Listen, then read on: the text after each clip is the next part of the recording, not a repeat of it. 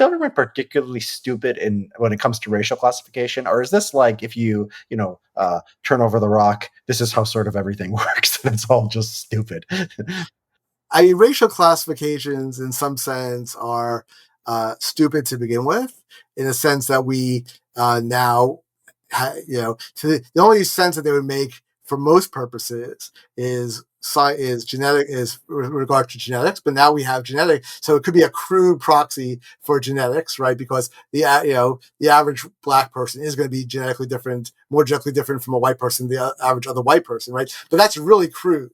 Because even within Africa, Africa is actually the most genetically diverse continent because humans started there, so they had more time to evolve in Africa. So Africa is the most diverse. So it's makes much more sense to look at genetics. Now in the U.S., the problem with being completely race blind, as they are in countries like France, is you get into a situation where they refuse to discuss discrimination or against Arab immigrants, against hostility against Jews, because they won't keep the statistics because everyone's just a Frenchman.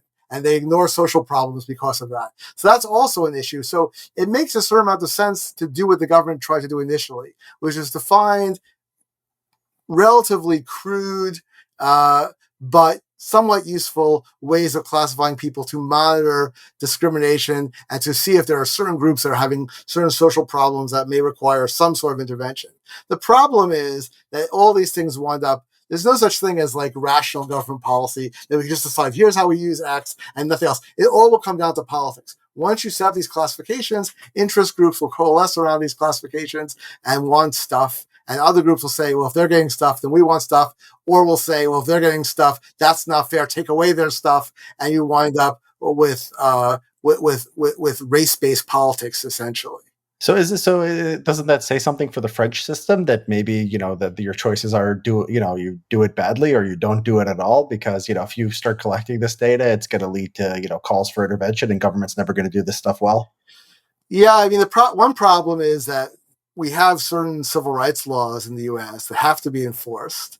Now, you could argue that we don't really need certain interpretations of the laws wouldn't require collective data. We could go to individualized discrimination rather than look at disparities. But certain laws like the Voting Rights Act require the government to have the data to be able to enforce them. Yeah. If you don't have the data, you can't enforce the law. So you either have to give up on enforcing certain kinds of anti-discrimination laws, which I don't think the country is prepared to do at this point, or you have to collect some data somehow, right? So there is that issue, but you can collect certainly more finely tuned data. You could not consider immigrants from Africa to be the same as the great-grandchildren of sharecroppers. You certainly don't have to consider all Latin American immigrants to be of the same exact culture, race, and everything else when they have wide disparities in religion and how they look and what their physiological background, anthropological background is. You certainly don't have to consider 60% of the world population from Pakistan all the way to the Philippines to be members of the same group.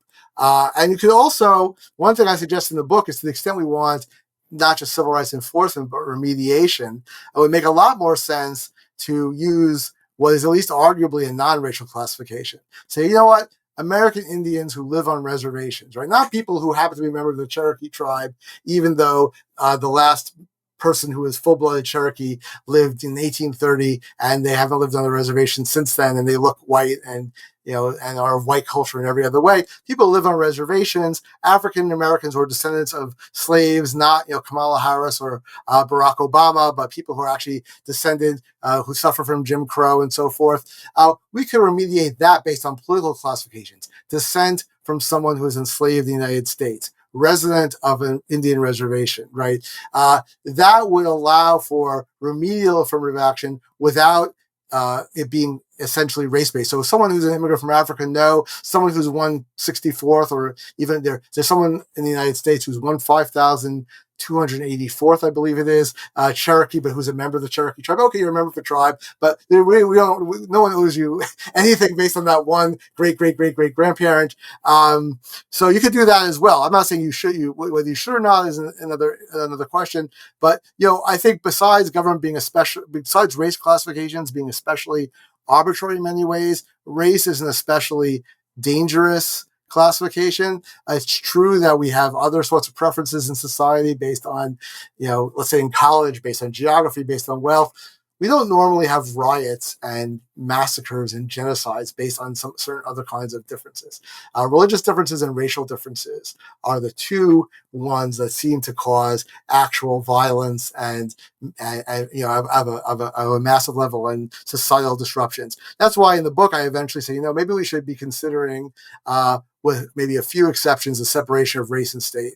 The way we've largely evaded large-scale religious conflict in the United States, in a very religious country with very differing views on religious matters, is through some sort, not a full separation, but largely a separation of church and state, and maybe separating race and state was similar to allow people to identify how they want, celebrate their own culture, form their own cultural groups, but not have the government be doling out things one way or the other based on your racial heritage.